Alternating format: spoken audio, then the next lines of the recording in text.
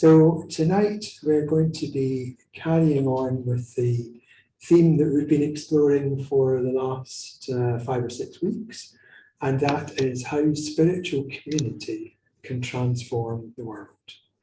So tonight we've got a particular treat in that we have 2 speakers. So the first speaker up this evening is Vimalabandhu. And Vimalabandhu I've known for many years. We used to work in the same business, a Buddhist business that was based here. Sadly, has since closed. But in that business, Vimalabandhu was the cook, and he is a fantastic cook.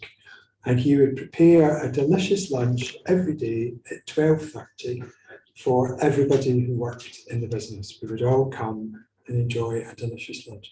I've always been very grateful to Vimalabandhu. And Vimalabandhu is just the kind of quintessence of a Buddhist life. I remember one little story, many stories. I remember one little story. There were various people who Vimalabandhu trained to cook for us at lunchtime or to cover if he was away. And some of the kind of cooks who covered would get a bit irked by people who needed to be gluten-free or had allergies to tomatoes or allergies to peppers or had all these sort of special diets to cater for. They thought it would be much easier if we all just ate the same thing and they just had one thing to prepare and we all go on with it. And Vimalabandhu, when asked about the preparation of special diets, I remember saying that it didn't matter how many special diets there were, he would cater for them and they would have lunch at 12:30. And that just speaks volumes about Vimalabandhu's attitude to life and to his friends and to the people that he worked with. So I'm delighted to invite Vimalabandhu up to talk to us this evening on the subject of transforming livelihood. So, Vimalabandhu.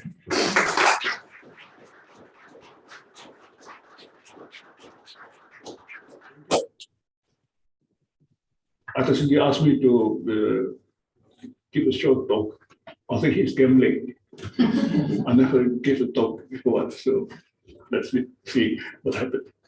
And also, we have to work a bit because I'm not going to speak in English. It's just my English. Anyway, the general theme for this serial was what the spiritual community has to offer to the world. And this one particularly is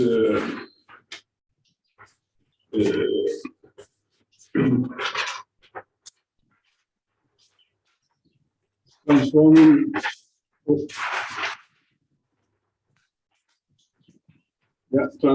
livelihood.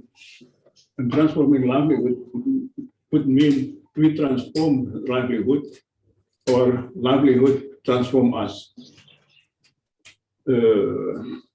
So this talk is a personal talk. So for me, livelihood means cooking. And so what the world needs is perfect food and also inspiration. And what is perfect food? Food is tasty, ethical,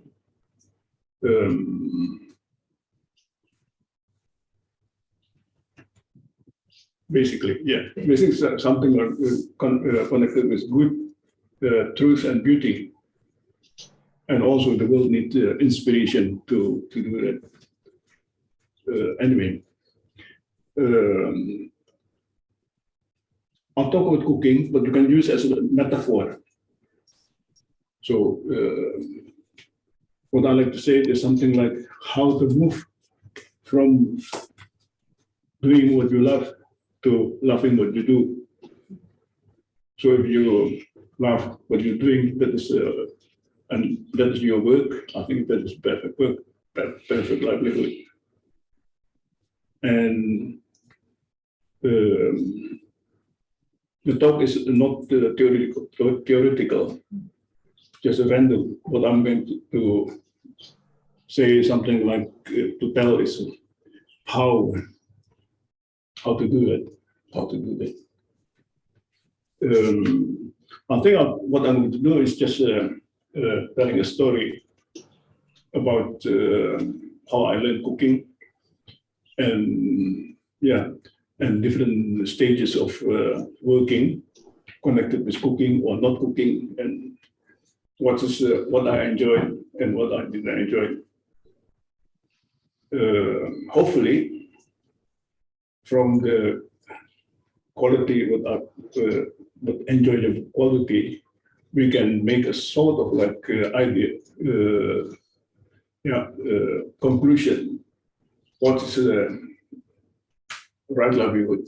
Right livelihood is the process transforming from livelihood to perfect livelihood.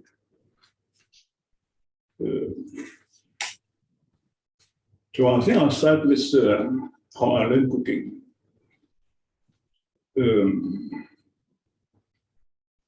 To know that, I think you need awareness, and then you need what you like.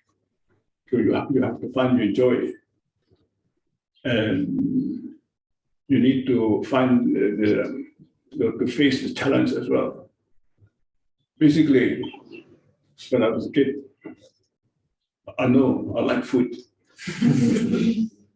and also I need a model. As my mom, she cooked very well, and also she gave me a sort of like challenge, something like, for example, making cake or something. I really like cake. So my mother asked me to help to beat the egg whites until stiff or something. This is really challenging for a kid. But I know that is no, because I like cake, so I'll do it anyway.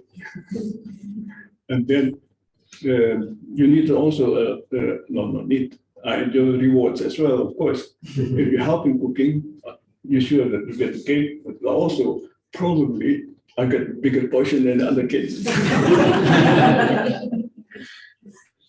So I'll make there is some list or something. So in that sense, awareness is already there. There is a model, my mom doing that. There's appreciation of rewards and accepting the challenge. I think I need to go quickly because I've got at least 12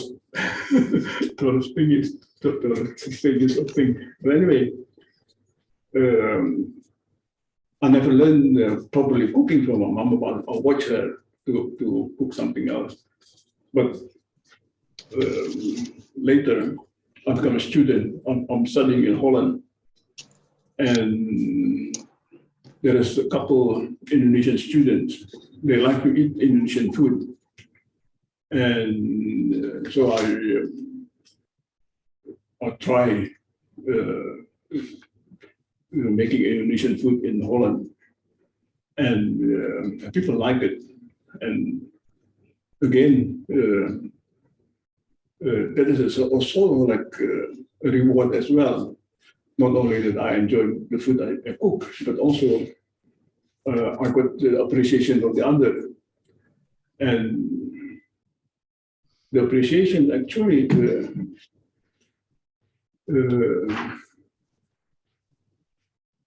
if you appreciate the appreciation, you need to know who appreciates you. So it means that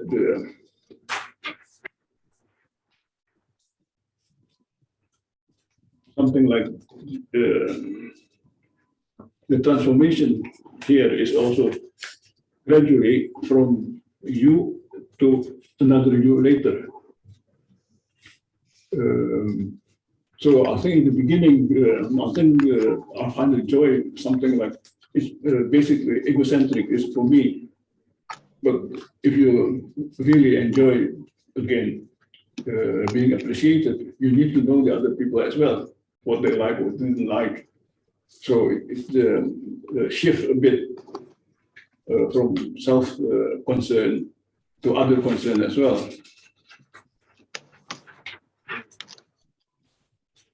So from there,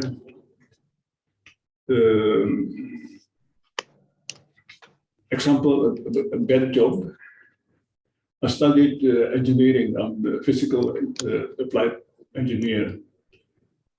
So I work, actually I didn't like the job. Not only, because I passed, I graduated partly with, I got a very good mentor, helped me a lot. But when I started working, I realized that I'm not very good at something like solving the problem. I have to look at the example or textbook or something and how to do it. And I remember when I'm cooking for my friend, basically, confused. Cooking for Indonesian students, they got the reward not only eating nice food, but also because I cook, the more I cook better, and the other student happy to, they do the shopping, they do the washing up.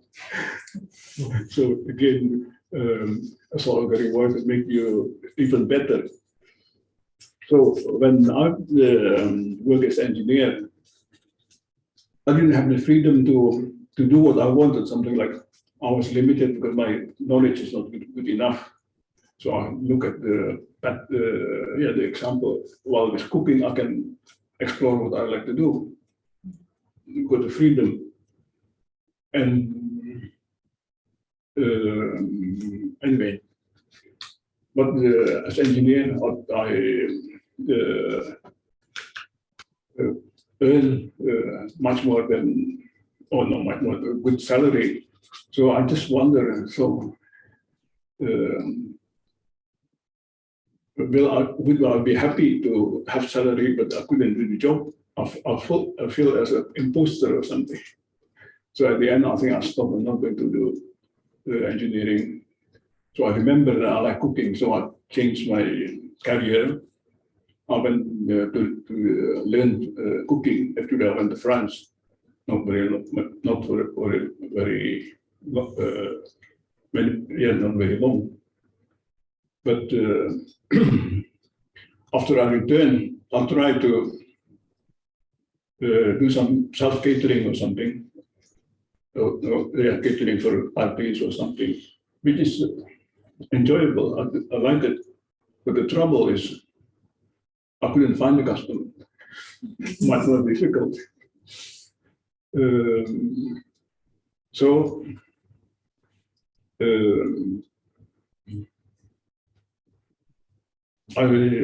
luckily, there is a friend who would like to start with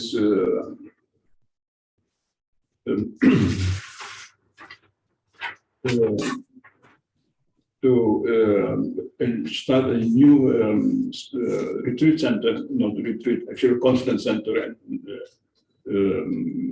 things that would courses for manager and something. So I could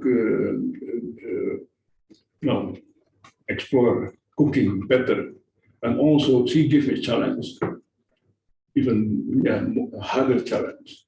Something like I have to cook every day different for the staying group for a week or something. So every meal must be different, and there are several groups like that, and also. She at that place there is a sort of like occasionally she give also organized concert like after the concert there's a meal and dinner, and what happens is I have to serve the dinner according to the composer nationality or according to this they would call the soloist or the pianist, the cellist or something. So I have to learn to look at many different dishes, from Swedish dish, Korean, Japanese, Russian, or something. Yeah, it is a big challenge. So you have to take the challenge, but also somebody gives me a challenge, and I accept it.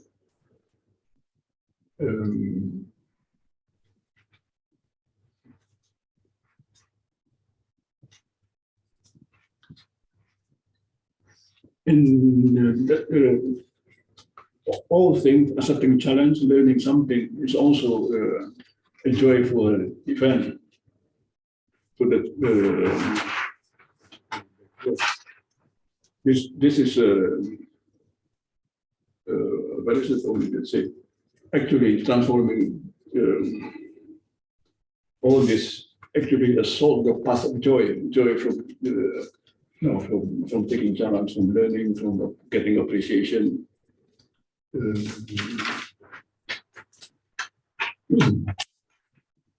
From friendship.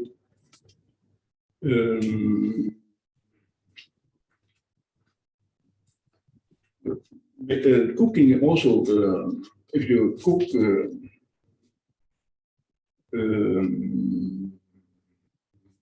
not through just following recipes, because I think the reason why I just like cooking is that I don't have to follow recipes. I can play, but to play, you need also know the action has consequences or something. Yeah, the conditionality, and you appreciate not only appreciate the ingredient as well. And the inspiration for cooking, I had some from Dogen. Dogen wrote a book called The Instruction for Zen Cook. I think I don't just quote two quotes from him. One, he said something like, treat a single green to manifest the body of the Buddha, and in that way, the Buddha can manifest. Sorry, if you treat the leaf as handle the leaves to make something beautiful, it means that you show that the leaf is also have the quality of Buddha. No, I think it will be better. I'll give an example. Like the metal, you can beautiful metal soup, and if people eat the metal soup, they start to think the metal is not just something like stinging you or something, but they appreciate metal, and they see more about the metal. You can look well. The metal is really beautiful metal leaves, it's serrated and green or something. Yeah. And the other quotes from Dogen, which are really like something like, to study the Dharma is to study yourself. To study yourself is to forget yourself. To forget yourself is to be informed by everything else.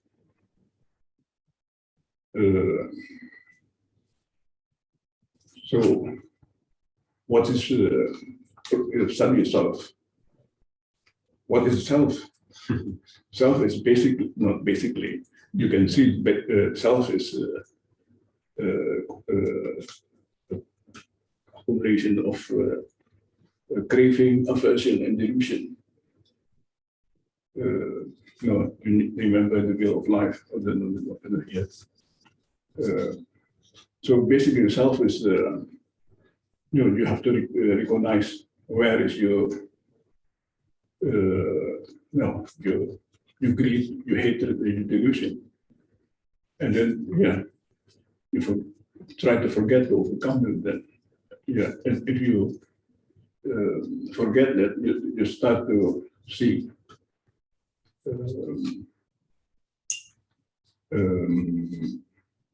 something in not self, including the vegetables, other people.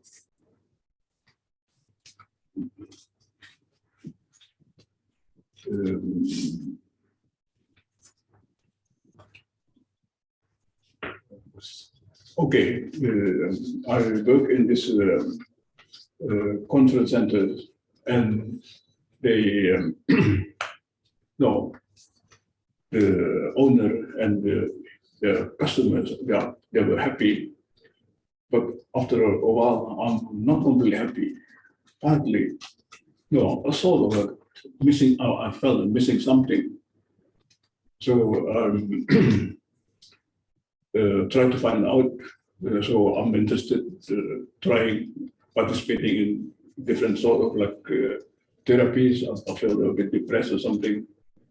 One thing, one of the therapies is I went to Spain to a place called Addenbrookes that is close to the Alicante, Benidorm, but on the coast, on the hill, and run by Vajrayogini. Vajrayogini is a member of the Buddhist order, and she is a good therapist on Gestalt and psychosynthesis or something. And one, I think, that teaching of psychosynthesis or something, like people not happy because they miss something, miss the transcendental or something. So yeah, it's strange. I like therapies, group therapy as well. Especially, this is a special place. They got a swimming pool, and also the swimming pool, they swim without clothes as well. Anyway, in her library, there is a magazine called Newsletter from the Western Buddhist Order, and I was not completely Western. I thought, how Western Buddhist Order? Strange. But anyway, I look at the magazine, and now I found out actually there is some activities in Holland.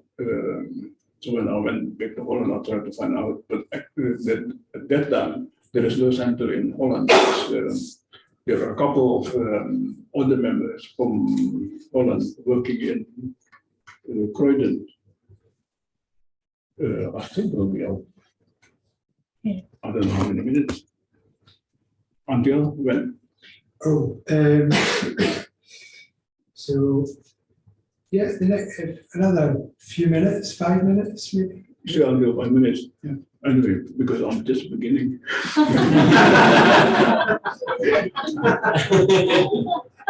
Anyway, so I'd like to see the activities in London, in here in England. So sometimes no, I just simply see what happened. And came to Croydon, partly because this other member, that's other member working there, but the other thing is also Croydon had a restaurant at that time, and also they got an art center where they organize talks, show, film, whatever connected with art. So both I like cooking and the art events.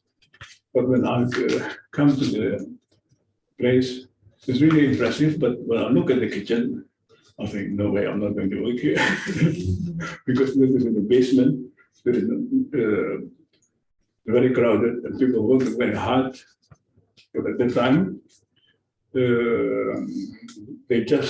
people in Croydon acquired a place in Sussex called, now it's called the Rivendell. Actually, at that time it's called the Rivendell as well. And they just bought it and it's still in renovation, refurbishing or something, or when they have help. And when I look at the surrounding, this is a beautiful space. I think, okay, I like to work, but not in the restaurant, but in the beautiful surrounding. So also, that's in the area where, the time, but actually the situation in Croydon is not very healthy. There's a lot of people has difficulties, partly because I think because there is some encouragement which goes the wrong way, and encouragement instead of like building a sort of like well for the whole movement, but this was determined at that time to try to building something more connected, only connected with Croydon. Try to Croydon because the biggest of the world is very ambitious, I think, and people have to work hard. So anyway,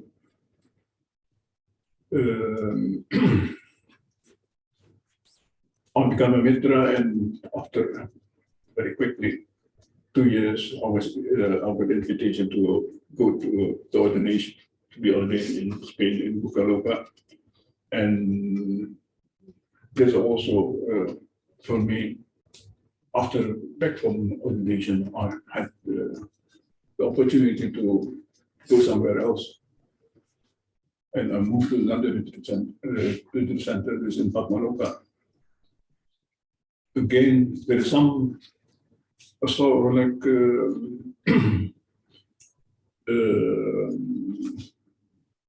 great atmosphere, because at that time the Patmaloka just changed their ordination system, so-called the new system, where everybody worked together, worked hard. Probably you don't know Subhuti and Subhadra and Sona. They just arrived, they just start doing something, but also exploring new things, new way.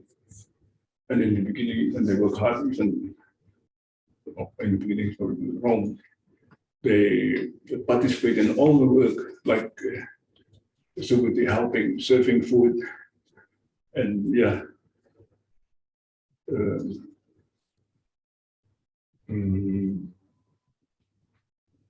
Probably if you know him and how his function, I think he's done better just to see people, to talk with people, to teach or something. But at that time, I think in the beginning it was all new.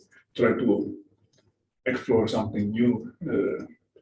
They try to do any different thing, including doing the same work as other people or something. Yeah, that is for me at the time inspiring. Yeah.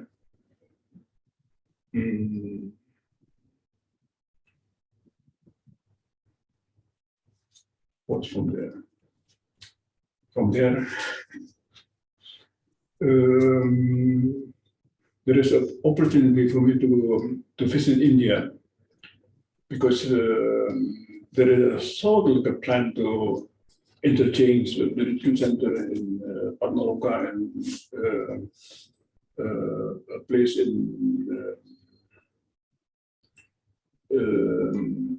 Pune. There is a training center in Mahavihara. So the idea has like a change of person. I'm going there and somebody going to Patmaloka. But one of the things I went to influence India or contribute just to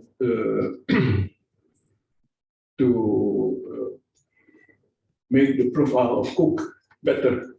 because in the community, people didn't want to cook and try to avoid cooking because for men, this men's community, cooking, unless you are a professional, is not regarded as a good job for a man. So I think when I came there, and they know that I came from the West, but actually I came from the East. So it makes it sort of like they realize that cooking actually does a good job. So that is again something like, I don't know, inspiration or something.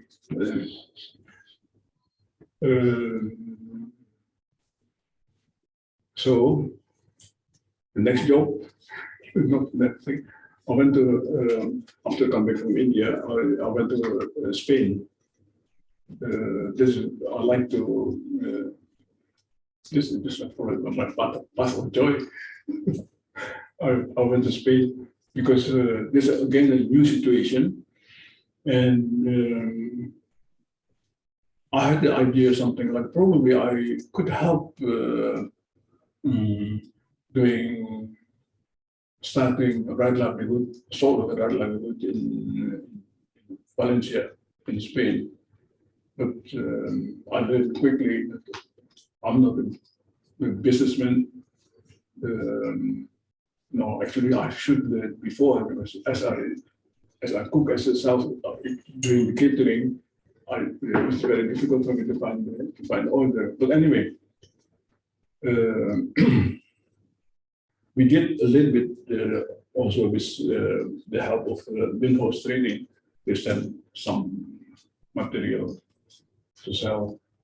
We worked together with somebody who's really good in in wheeling and dealing, and his expatriate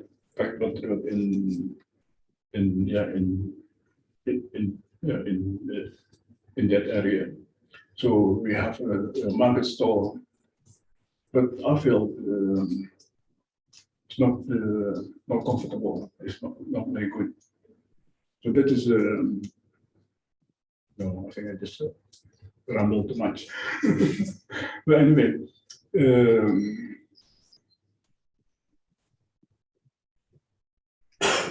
back to friendship. While I was living in Rivendell, and when I went to India, it happens that I've come to close contact with Jasudeva. Jasudeva at the time lived in Brighton, and he came occasionally for the weekend at Rivendell. And in India, when I went to India, he went there to create a big Tanga picture of Bhante, Dr. Ambedkar, and Buddha, really big, bigger than, I don't know, as high as almost as a house or something. That is to prepare for the last visit of Bhante. So yeah, anyway, back to talking back and forth. In Valencia, I didn't enjoy this doing a market stall, but Jasudeva at that time, he lived in the retreat center in Bucaroca on the mountain in Spain. So he asked me whether I'd like to join him to help them. That is connected to his friendship. And there's a challenge as well. The challenge is how I could reduce their food budget. Partly because at that time, the cooks, there's no cooks. All the cooking done by sort of volunteer. And many volunteers, they are worrying over cooking, worrying that they cook, that's why they cook too much, or they use the most expensive ingredient so that people can appreciate the cooking. So So it's made that the budget a bit high. So, so I managed to, in the first year, accept the challenge to reduce the cooking budget just enough to support myself living there. I remember yesterday I said something like, if somebody looking at the ladder of the store room, they say, oh, there is nothing offer, we can cook for 1 day. But yesterday I said, if I was there, I still could cook for 1 week. But anyway, what from there? I enjoyed living there. Luka is very isolated place. I did, of course, occasionally do some trip shopping or something on the coast. I like, after 5 years living in the mountain, I thought it's probably time for me to do something else, to go to the big city. And at that time, there was a need for a chef to start a restaurant in Manchester. So I thought it's a good idea. See what happened. So I went to Manchester. Of course, there's just starting. We have to again to convert the basement into a restaurant or cafe room. It was very good, very enjoyable in the beginning. A lot of enthusiasm, and again the challenge, of course, this new place. And I'm making another challenge. I sort of try to do something like when Moksapri asked me how to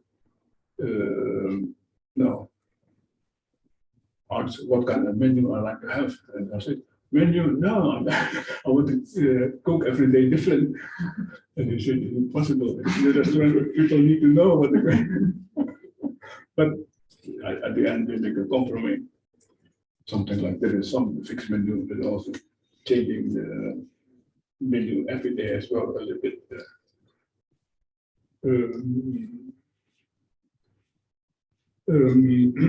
So we work hard, partly because it's a good motivator, that the somebody could motivate us work to work, or giving good idea, good vision. What was Moksha. In the first 2 years, I think we did very well, and the Earth Cafe became one of the 50 best vegetarian providers according to the Guardian. And we get also covering on in the local newspaper whole page. What's the consequence? The cafe becomes busy and people work too hard. All right, you could do for a bit, but after a while, some of us get exhausted and burn out, and we need also, because we're busy, I think there's not much time for study, or the study time. We're all tired, so I think we forget this one, relaxing, and so to reduce the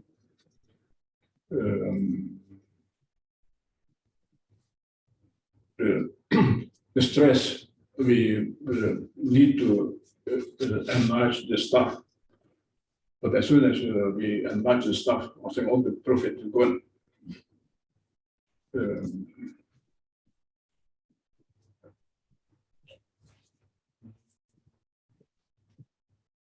5 minutes away.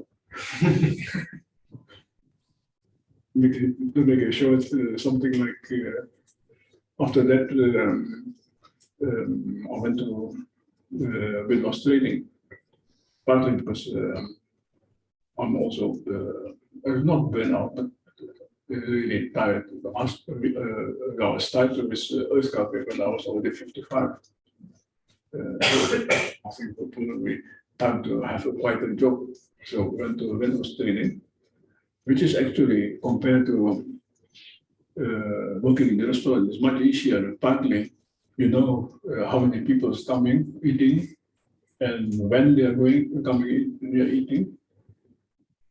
So here the challenge is something like another challenge, like I say, there's a lot of several people having a different diet, but I think I'll try. I'm happy to meet the challenge. So I think I'll do my best, and I enjoy it. Yeah, some sort.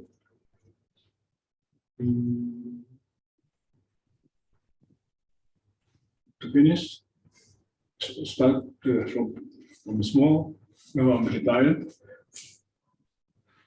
and I still occasionally cook for retreat voluntarily, and practice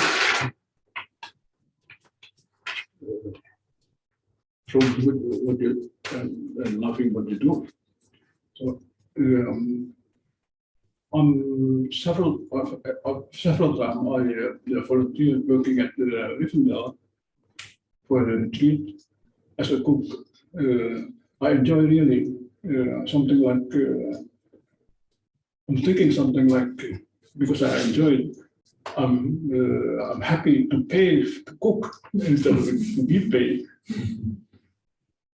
I thought it was a good idea to try it, but the last retreat, I said, I'm retired, and I know that the Rivendell just opened after closing a long time, and they need money or something. So yeah, I went there. I cook, and I donate the money as well. Which is yeah, this one. Yeah, I enjoyed what you're doing. I think it will be more than time.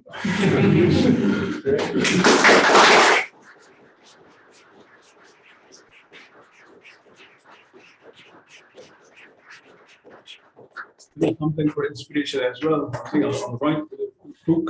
It's called The Jewel in the Cabbage, Cooking as Metaphor, and on my topic is Cooking as Metaphor.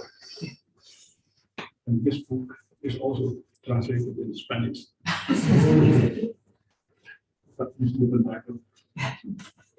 So thank you very much, Vimalabandhu.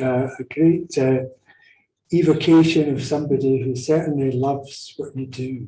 I also got a very strong sense through the talk of how we can have a sense of livelihood as something somewhat static or somewhat boring or what holds us back, and actually our pathway is somehow at the side of livelihood, and we kind of come off the pathway to do livelihood just because we have to pay bills or whatever.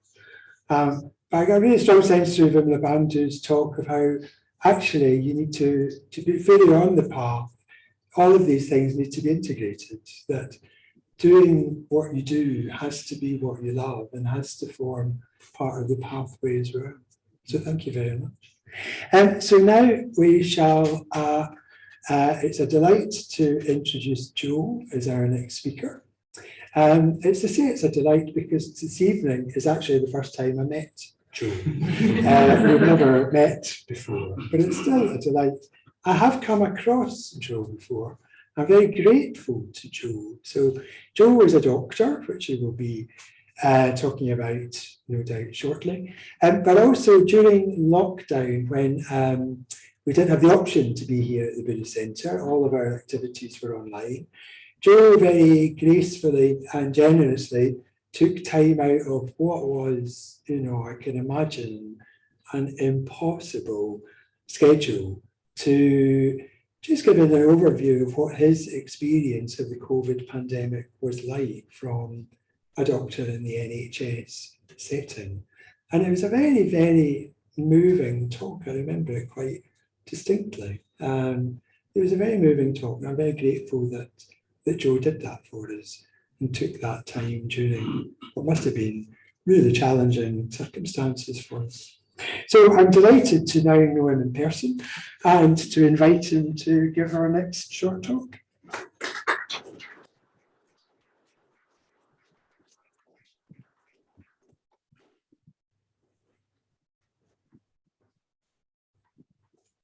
So thank you, Priya. So tonight, I've been given 18 minutes exactly by Arthur City, very strict instructions, to talk a little bit about a small transformation I've made in my livelihood recently. And I'm hoping that small change will make quite a big difference to my quality of life going forward. So I think what I'll do is first of all just talk a little bit about my career and my livelihood so far, and kind of give a brief overview of that. And then talk about how I apply some teachings from the Dharma, from right livelihood to that, and what that's led to. A couple of caveats. Unlike Vimalabandhu, I'm at the very early stage of my career, as it's very much a work in progress. I don't have any answers yet, but I hope that some of my examples will give you some sense of what I'm trying to work at. And then the second thing is that I realize that my career is very specific. It's not necessarily something that's universally applicable, but again, I hope I can bring something more broader that you can maybe use in your own livelihood. So I came to Cambridge back in 2008 to medical school here, and did the 6 years of medical course and tagged on an extra 4 years along the way. I did a PhD. So I did 10 years as a student here, and then, which I enjoyed greatly. It was hard work, gained a lot from it, developed a lot of skills. And then in England, you do 2 years as what's called a foundation doctor, so it's a form of junior doctor. And that was a really intensive period, confounded somewhat by the pandemic. So again, a really intense experience. And then I decided, at that point, you then decide what you want to specialize in. So some people go do general practice, most people go and do general practice. And then other people do medicine, surgery. I decided to become a pediatrician. So I want to specialize in child health and work in pediatrics.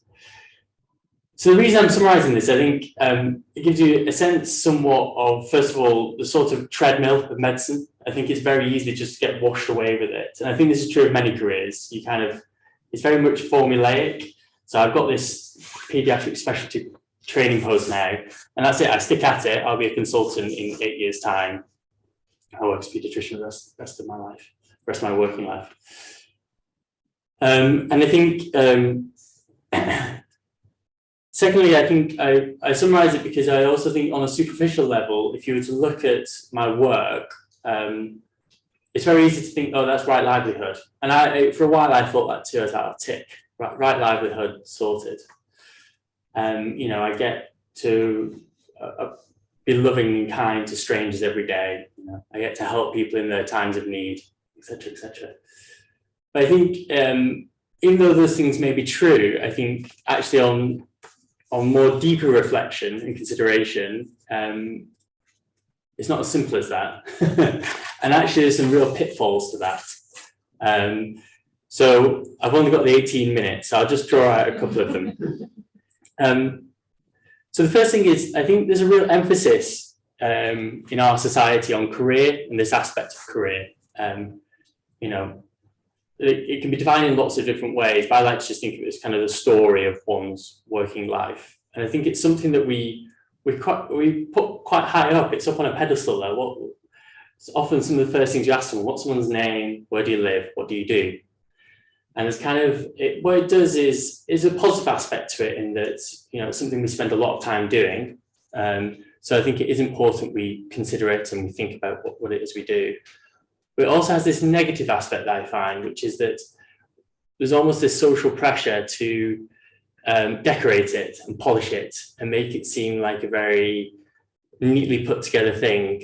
And it's really dangerous in some ways that it can force you to go in directions and do things with your working life which are not necessarily going to progress you as an individual, and it's more about maybe social status or power or prestige or titles.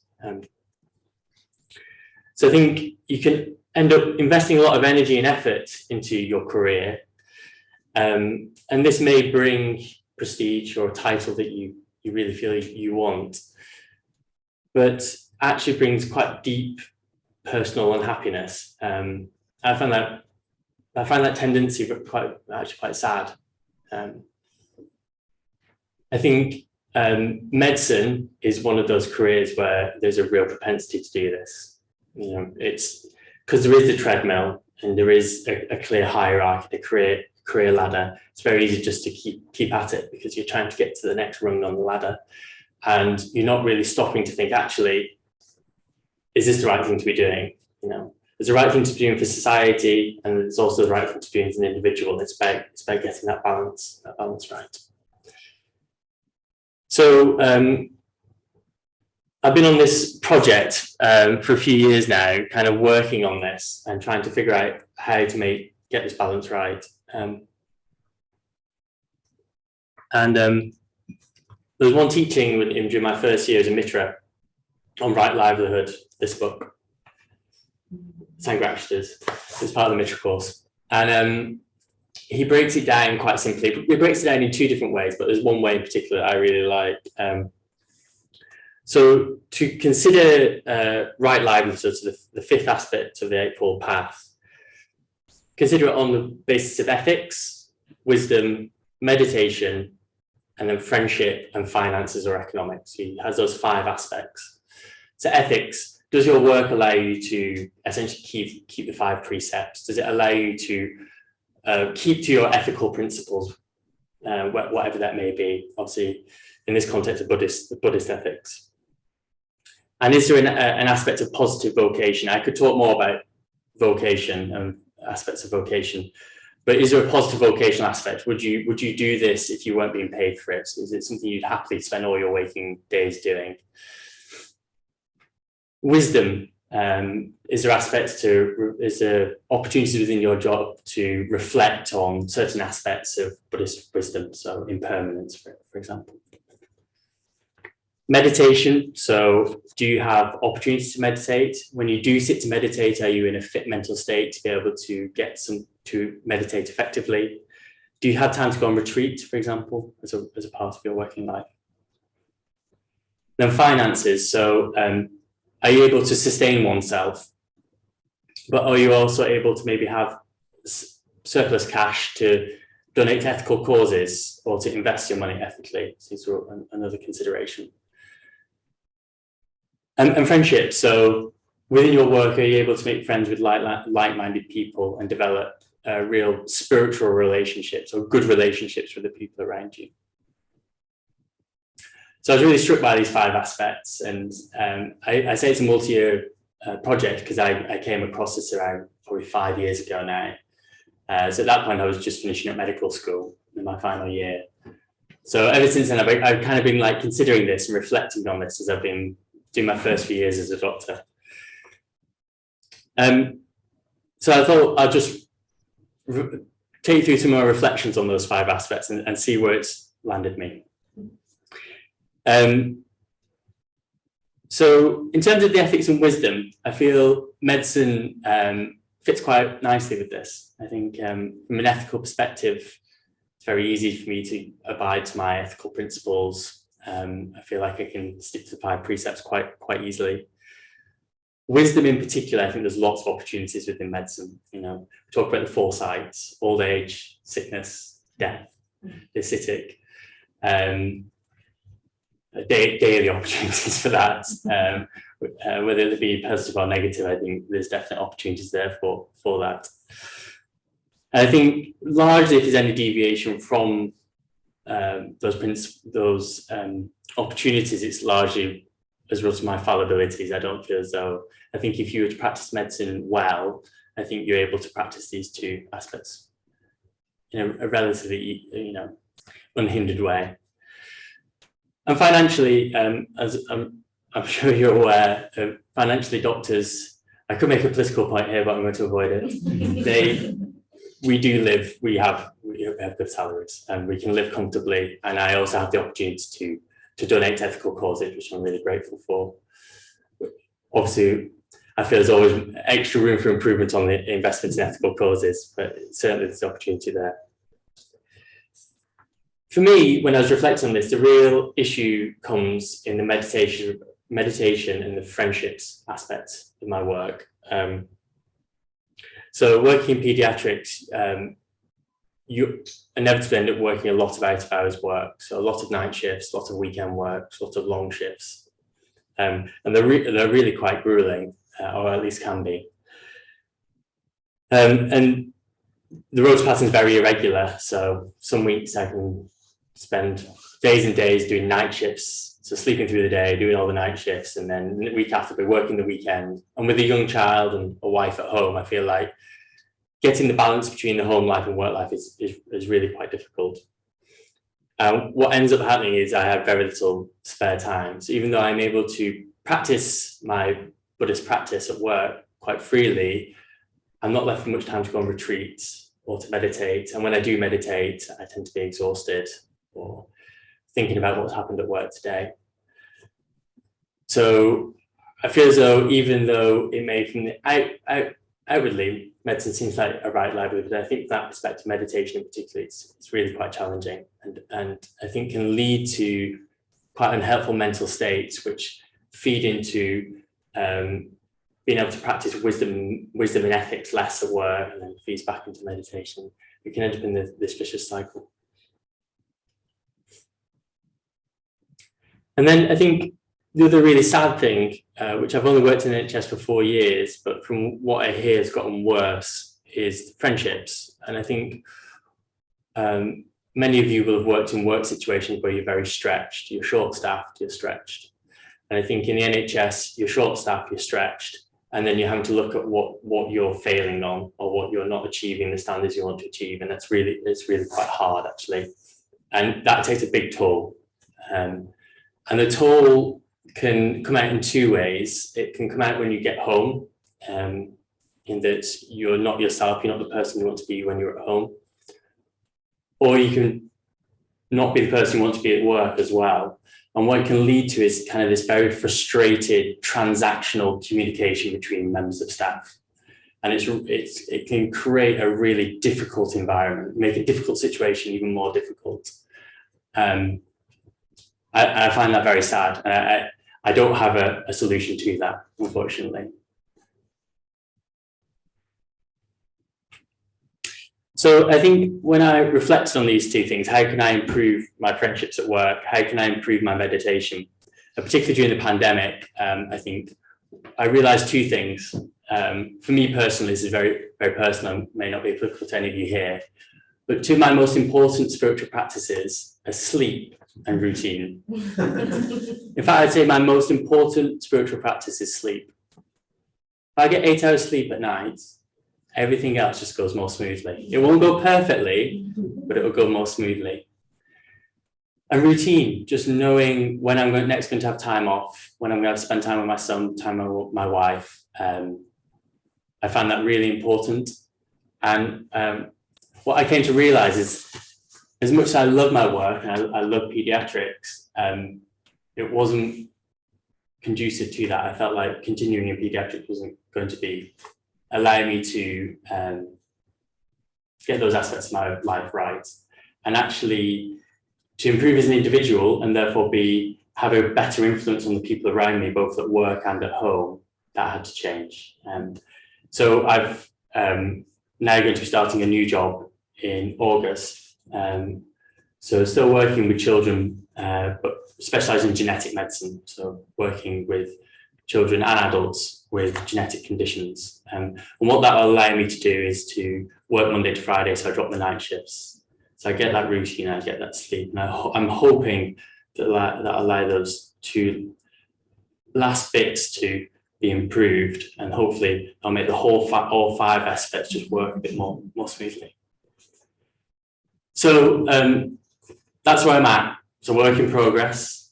it may go horribly wrong, and I'll see you in a year's time. It's a terrible decision. I should have stuck with where I was. It was better. Grass is always greener, and it may not be applicable to you. But what I hope is that my experience of just reflecting on those 5 aspects of livelihood and trying to apply it to your daily life, I can at least give you some, maybe not solutions, but way forwards, ways in which you can try and make the spiritual life work more seamlessly with your working life. So thank you.